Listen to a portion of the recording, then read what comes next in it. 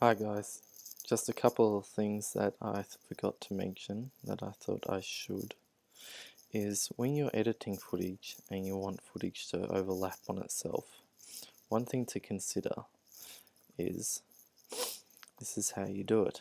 So if I want this footage to run into this footage, but as it fades out to start to see this footage, I simply overlap it. So if this was to be here and then there was no footage to here, what would happen when I played this? It's not rendered, is there would then be a black space and then the next bit of footage would start. But if I was to overlap it or put it next to it, even though it says it's unrendered, what happens is it will instantly, when this finishes, go to the next scene, as you can see. Now when you're making your movies, you don't have to start your movie right at the beginning. You can start it anywhere you want along the timeline. You can also zoom in and zoom out.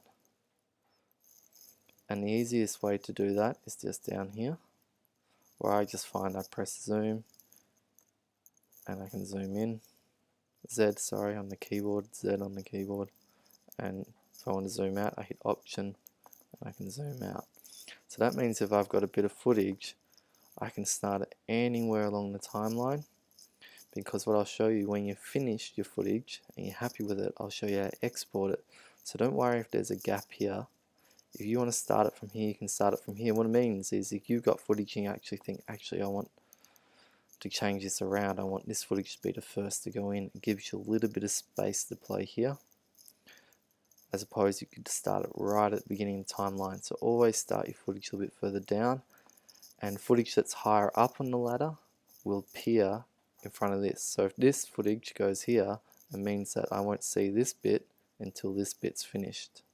So it's like a ladder structure, just like the layers in Photoshop. So that's things to consider. So if I put it here, what will happen is, see, because it's lower than this piece of footage, I hit play, where it goes unrendered, unrendered, and then it'll jump, see, we start to see the top bit of footage. So those are things to consider, guys.